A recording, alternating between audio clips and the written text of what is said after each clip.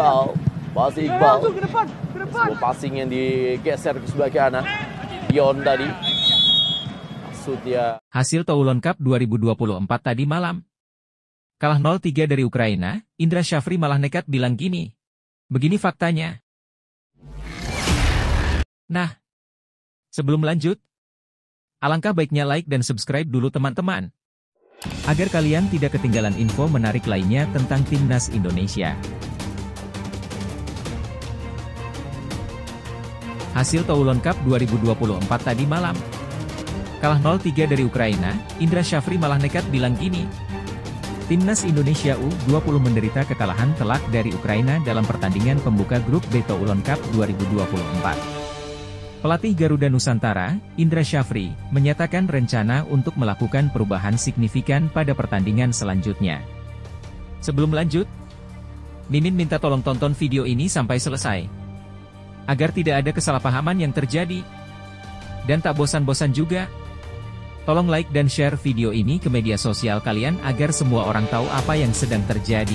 Pertandingan berlangsung di Stade Jules Lado Megue, pada Selasa, 4 Juni 2024, malam WIB, di mana Timnas Indonesia U20 harus mengakui keunggulan Ukraina dengan skor 0-3. Gol-gol yang dicetak oleh Hennady Shevchenko, 9, Nikola Mikhailenko, 30, dan oleh Fedor, 59, membawa kemenangan bagi Softo Blakitny, julukan Timnas Ukraina. Meskipun hanya kebobolan 1 gol di babak kedua, Indra Syafri mengakui bahwa Timnas Indonesia U20 tidak mampu menahan tekanan yang dilakukan oleh Ukraina. Ia menegaskan bahwa akan ada banyak perubahan dalam skuad untuk pertandingan berikutnya. Di babak kedua, kami tidak bisa menahan tekanan. Kami akan melakukan banyak perubahan untuk pertandingan berikutnya karena kami ingin melihat semua pemain kami, kata Indra Syafri seperti yang dilansir dari laman resmi Toulon Cup, Rabu, 5 Juni 2024. Nah, sebelum lanjut mendengar berita ini, buat para netizen, keluarkan satu kalimat pamungkas untuk menanggapi kabar ini. Menurut kalian, kira-kira apa yang harus dibenahi dari Timnas Indonesia U20? Ayo teman-teman tulis pendapat kalian di kolom komentar. Agar Timnas Indonesia U20 lebih baik di pertandingan berikutnya. Di sisi lain, jangan lupa juga satu kalimat khusus untuk Shin Tae-yong yang sedang berusaha keras memajukan sepak bola Indonesia. Silahkan tulis di kolom komentar. Ayo terbang tinggi Garuda. Mari kita lanjut teman-teman. Dalam kekalahan tersebut, Timnas Indonesia U20 hanya mampu menguasai bola sebesar 46% dan hanya memiliki satu peluang yang tidak mengarah ke gawang. Sementara lawannya, memiliki penguasaan bola sebesar 54% dengan menciptakan 17 peluang, 6 diantaranya mengancam gawang Ikram Al-Ghifari. Di sisi lain, Indra Syafri mengakui bahwa Timnas Indonesia U20 merupakan tim termuda dalam Toulon Cup 2024, dengan usia pemain antara 17 hingga 18 tahun. Selain itu, ia menjelaskan bahwa ada 5 pemain yang baru bergabung dalam tim kurang dari seminggu, sehingga mereka membutuhkan waktu untuk menunjukkan performa terbaik mereka. Kami memiliki tim termuda dalam turnamen ini, dengan pemain berusia 17-18 tahun. Kami ingin memberikan mereka pengalaman dalam kejuaraan U20, ujarnya. Kami juga memiliki 5 pemain baru yang bergabung dengan kami kurang dari 5 hari yang lalu. Sebelumnya mereka belum pernah berlatih bersama kami, tambahnya. Sementara itu, Timnas Indonesia U20 tidak memiliki banyak waktu istirahat setelah kekalahan telak 0-3 dari Ukraina. Mereka akan menghadapi Panama di Stade de la Tre de Tassigny pada Kamis, 6 Juni 2024, malam waktu Indonesia Barat. Nasib Nadeo. Dulu pahlawan timnas kini jadi terpinggirkan. Mendekam di bench, Nadeo Argawinata semakin tahu dirinya tak masuk rencana Shin Tae-yong. Berikan komentar bijak kalian teman-teman. Nadeo Argawinata menjadi satu-satunya pemain yang tidak diturunkan saat Timnas Indonesia menjajal 22 pemain melawan Tanzania. Timnas Indonesia membawa 23 pemain untuk menghadapi Tanzania, dengan hanya satu pemain yang tetap di bangku cadangan selama 90 menit. Pemain yang kurang beruntung tersebut adalah Nadeo Argawinata, kiper senior di skuad Garuda. Pertandingan pemanasan yang berlangsung di Stadion Madia pada Minggu, 2 Juni 2024, itu berakhir dengan skor 0-0. Laga tersebut minim kualitas karena kedua tim lebih fokus mencoba sebanyak mungkin pemain, tanpa mementingkan hasil. Di posisi kiper, Shin Tae-yong memainkan dua kiper secara bergantian di masing-masing babak. Fernando Ari bermain di babak pertama, kemudian Adi Satrio mendapatkan giliran di babak kedua. Dua kiper muda itu tampil gemilang dengan menggagalkan beberapa peluang, termasuk situasi 1 lawan 1. Nadeo yang dipanggil paling akhir tidak pernah keluar dari bangku cadangan, menegaskan statusnya sebagai kiper ketiga. Status tersebut bisa menjadi lebih buruk jika Martin Paes sudah tersedia untuk dipanggil bulan ini.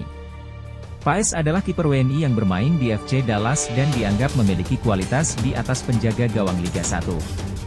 Shin Tae-yong awalnya hanya memanggil Hernando dan Adi pada awal pemusatan latihan, kemungkinan menunggu Paes. Setelah kasus Paes dicas tidak kunjung mendapat kepastian, barulah Shin memanggil Nadeo. Hal ini mengulang kejadian di Piala Asia 2023, saat Nadeo hanya dipanggil jika ada kekurangan pemain. Media lokal pernah menanyai Nadeo mengenai peluangnya tampil melawan Vietnam saat Hernando cedera pada Maret lalu. "Saya tidak fokus pada siapa yang akan bermain melawan Vietnam di kualifikasi Piala Dunia," ujar Nadeo. "Karena kita tahu kiper utama tim nasional sedang cedera, jadi siapapun yang turun besok melawan Vietnam pasti yang terbaik menurut pelatih.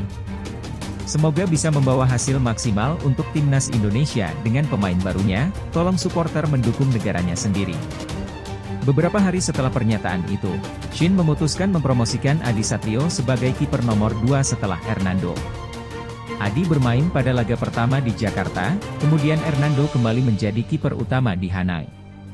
Dengan usia 27 tahun, mudah untuk menyimpulkan Shin memilih masa depan dengan memprioritaskan Hernando dan Adi yang baru berusia 22 tahun. Kelak ketika Paes sudah eligible, Nadeo akan menjadi kiper keempat dan mungkin tidak akan masuk dalam skuad pertandingan. Mari kita berharap tidak terjadi apa-apa teman-teman. Segera pulihkan mentalnya. Shin Tae-yong stres hingga dibawa ke rumah sakit jelang timnas Indonesia lawan Irak. Beginilah kronologinya. Pelatih timnas Indonesia, Shin Tae-yong, dilaporkan dilarikan ke rumah sakit di Jakarta pada Senin, 3 Juni 2024. Pelatih asal Korea Selatan tersebut dikabarkan mengalami stres menjelang pertandingan antara timnas Indonesia melawan Irak. Pertandingan tersebut dijadwalkan berlangsung pada Kamis, 6 Juni 2024, di Stadion Utama Gelora Bung Karno, SUGBK, Senayan, Jakarta Pusat. Dalam laga kelima grup F putaran kedua kualifikasi Piala Dunia 2026. Laga ini sangat krusial bagi timnas Indonesia untuk melaju ke putaran ketiga kualifikasi. Timnas Indonesia hanya membutuhkan satu kemenangan lagi untuk memastikan lolos ke babak selanjutnya. Saat ini, timnas Indonesia berada di posisi kedua klasemen sementara grup F dengan 7 poin. Bagi Shin Tae-yong, pertandingan melawan Irak ini sangat penting.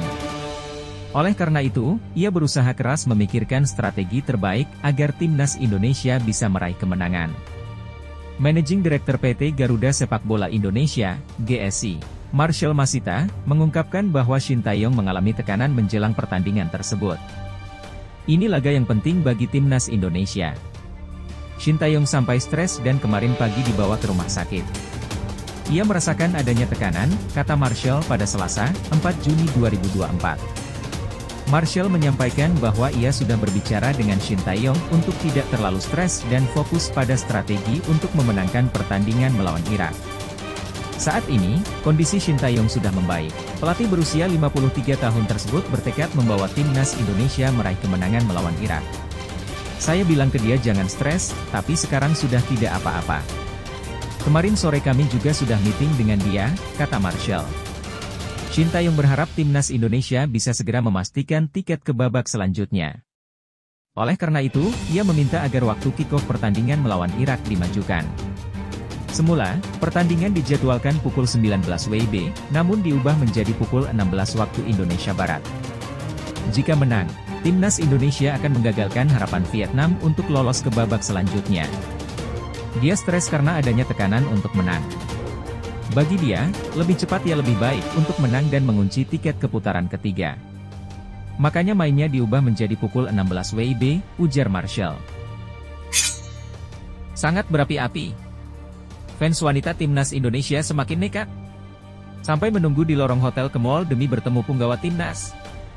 Begini faktanya. Kehadiran pemain keturunan yang membela timnas Indonesia membawa aura positif, meningkatkan dukungan untuk tim Merah Putih. Banyak fans wanita yang datang untuk bertemu Nathan Choyaon dan rekan-rekannya, baik saat sesi latihan maupun pertandingan. Fans wanita ini bahkan nekat mengikuti para pemain hingga ke hotel tempat mereka menginap. Managing Director PT Garuda Sepak Bola Indonesia, GSI, Marshall Masita, menyatakan bahwa fans wanita rela menunggu di Hotel Fairmont, Senayan, Jakarta Pusat. Jika dilarang mendekat, mereka tetap mencari cara untuk bertemu pemain, termasuk menunggu di lorong yang menghubungkan hotel dengan Plaza Senayan. Mereka berharap pemain timnas melewati lorong tersebut untuk berbelanja di mal. Kehadiran fans wanita ini juga membawa keuntungan bagi PSSI, karena tiket pertandingan selalu habis terjual, banyak dibeli oleh fans wanita. Kalau penjualan tiket langsung, kami tidak bisa melihat siapa saja yang beli, kata Marshall kepada media pada Selasa, 4 Juni 2024. Tapi yang pasti, mereka suka datang ke hotel pemain dan menunggu di lorong yang menghubungkan ke Plaza Senayan. Marshall menyatakan PSSI mengambil sisi positif dari kehadiran fans wanita ini. Kehadiran mereka juga menarik minat sponsor untuk mendukung timnas Indonesia. Ini bagus, secara pasar menjadi lebih luas dan besar berkat timnas Indonesia, kata Marshall. Kini kita tinggal menunggu apakah timnas Indonesia bisa menang atau tidak. Marshall mengakui fans wanita memberikan dampak positif pada penjualan tiket. Sebagai contoh, tiket pertandingan timnas Indonesia versus Tanzania di Stadion Madia, Senayan, Jakarta Pusat, Minggu, 2 Juni 2024, habis terjual, mayoritas diisi oleh fans wanita, tanpa kehadiran Ultras Garuda dan La Grande Indonesia. Padahal, tiket pertandingan itu dijual seharga Rp250.000. Secara pasar ini luar biasa. Tiket pertandingan di Stadion Madia habis terjual. Biasanya tidak ada fans wanita, sekarang mereka sampai menunggu di depan bus timnas Indonesia, ucap Marshall. Timnas Indonesia akan menghadapi Irak pada 6 Juni dan Filipina pada 11 Juni 2024 dalam pertandingan grup F putaran kedua kualifikasi Piala Dunia 2026 zona Asia di Stadion Utama Gelora Bung Karno, SUGBK, Senayan, Jakarta Pusat. Nathan Choyaon tak bisa lupakan atmosfer SUGBK saat bela timnas Indonesia. Bek tim nasional Indonesia, Nathan Choyaon, mengakui bahwa pengalaman debutnya bersama skuad Garuda tetap membekas. Debut Nathan bersama Indonesia terjadi dalam kualifikasi Piala Dunia 2026 zona Asia saat melawan Vietnam pada bulan Maret. Ia hanya turun di babak pertama dan digantikan oleh Egy Maulana Fikri. Dalam pertandingan yang disaksikan oleh sekitar 57.000 penonton, Garuda berhasil meraih kemenangan 1-0. Nathan menjelaskan bahwa debutnya bersama Garuda adalah momen yang tak terlupakan, terutama karena mendapat dukungan yang besar dari para pendukung. Ia mengakui bahwa dukungan tersebut menjadi motivasi baginya untuk terus bermain dengan baik di lapangan. Merasa senang bisa datang ke stadion untuk pertama kalinya, ujarnya. Melihat dukungan dari para penggemar sangat memotivasi. Yang kami lakukan di lapangan adalah untuk membuat mereka bangga. Sangat luar biasa dan menyenangkan, kata Nathan Choyaon seperti yang dilaporkan oleh Bolasport.com dari kanal YouTube Freeport Indonesia. Pemain asal Swansea City ini memiliki misi untuk membantu Indonesia terus meraih prestasi. Ia percaya bahwa timnas Indonesia telah berkembang dengan baik di bawah arahan Shin Tae-yong. Kami ingin membuat nama Indonesia semakin dikenal di kancah internasional, ujarnya. Nathan menilai pertandingan melawan Vietnam sebagai momen yang istimewa karena bermain di hadapan ribuan pendukung. Atmosfer di Stadion Utama Gelora Bung Karno, SUGBK, begitu memompa karena Indonesia berhadapan dengan salah satu rivalnya di Asia Tenggara. Selanjutnya, Nathan akan bermain dalam pertandingan melawan Irak dan Filipina di stadion yang sama. Bermain di SUGBK sungguh menyenangkan, katanya. Jay Idze segera tiba di Indonesia, tergantung Shin Tae-yong mainkannya lawan Irak. Kekuatan timnas Indonesia semakin bertambah menjelang pertandingan melawan Irak dalam laga kelima grup F putaran kedua kualifikasi Piala Dunia 2026 zona Asia di Stadion Utama Gelora Bung Karno, SUGBK, Senayan, Jakarta Pusat, pada Kamis, 6 Juni 2024. Jay Idze dilaporkan akan segera tiba di Indonesia. Menir Timnas Indonesia, Sumarji, menyatakan bahwa Jai Itzes akan tiba dari Italia ke Indonesia pada Selasa, 4 Juni 2024, malam waktu Italia. Bek keturunan tersebut berangkat dari Milan, Italia, menuju Jakarta, Indonesia. Perbedaan waktu antara Indonesia dan Italia sekitar 5 jam, dengan waktu Indonesia lebih cepat daripada Italia. Jarak penerbangan dari Milan ke Jakarta sekitar 16 jam, sehingga Jai Itzes diharapkan tiba di Indonesia pada Rabu, 5 Juni 2024, siang waktu Indonesia Barat sebelumnya. Jai Itzes tidak bisa bergabung dalam latihan perdana Timnas Indonesia pada 28 Mei 2024 karena harus membela Venezia FC dalam pertandingan melawan Cremonese pada 31 Mei dan 3 Juni 2024. Setelah berhasil membantu Venezia FC lolos ke Serie A musim depan, Jai Itzes baru bisa bergabung dengan Timnas Indonesia. Meski telah tiba di Indonesia, Sumarji masih belum yakin apakah Jai Itzes akan dapat bermain melawan Irak atau tidak. Keputusan tersebut sepenuhnya ada di tangan pelatih Timnas Indonesia, Shin Tae-yong, yang tampaknya ingin melihat kondisi fisik Jai Itzes terlebih dahulu. Meskipun demikian, tanpa kehadiran Jai Itzes, Shin Tae-yong masih memiliki beberapa opsi pemain untuk posisi back. Reaksi Erick Thohir usai tinjau lapangan SUGBK jelang laga Timnas Indonesia versus Irak. Reaksi Ketua Umum PSSI, Erick Thohir, setelah melakukan peninjauan langsung lapangan Stadion Utama Gelora Bung Karno, SUGBK, Senayan, Jakarta, pada pagi hari WIB tanggal 5 Juni 2024. Pasca persiapan Timnas Indonesia menjelang pertandingan lanjutan Grup F kualifikasi Piala Dunia 2026 zona Asia melawan Irak dan Filipina. Kedua pertandingan tersebut akan diselenggarakan di Stadion Utama Gelora Bung Karno, Senayan, Jakarta, pada tanggal 6 dan 11 Juni mendatang. Perhatian besar ditujukan pada kondisi lapangan SUGBK menjelang kedua pertandingan ini.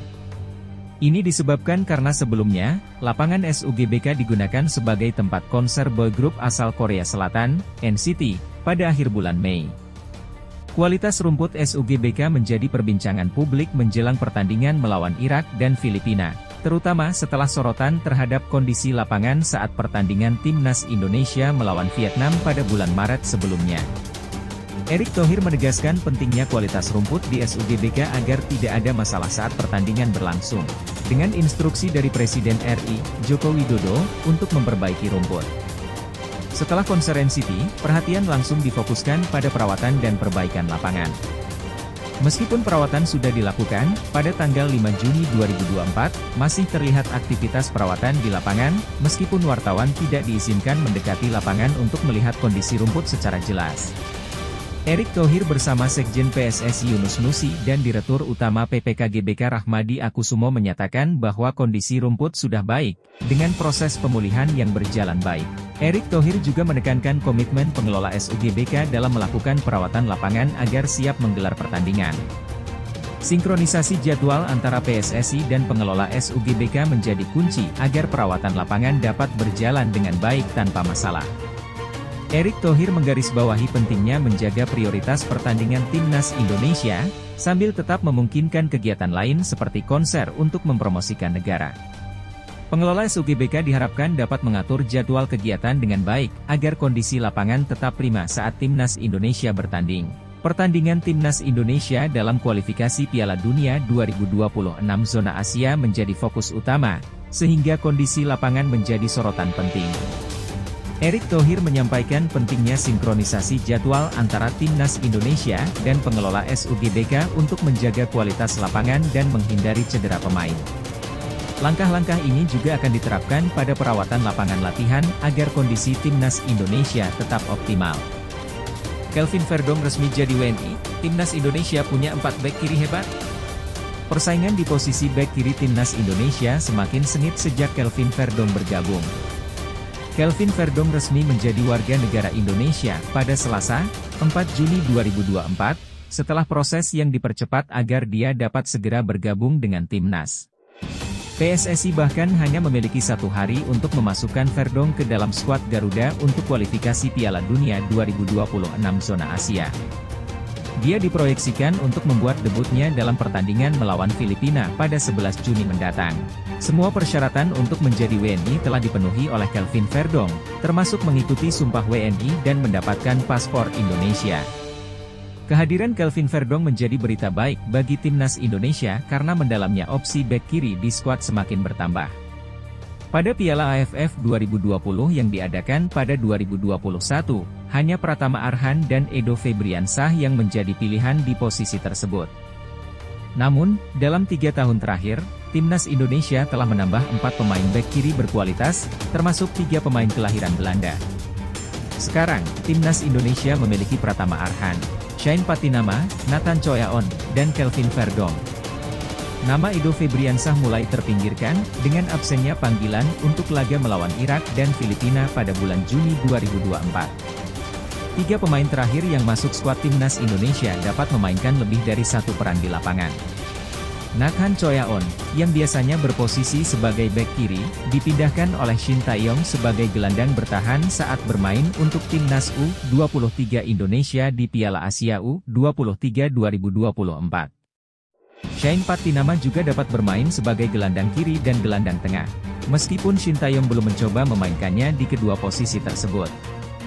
Pratama Arhan juga memiliki kemampuan bermain sebagai penyerang sayap dan eksekutor lemparan ke dalam yang menghasilkan banyak gol untuk timnas Indonesia.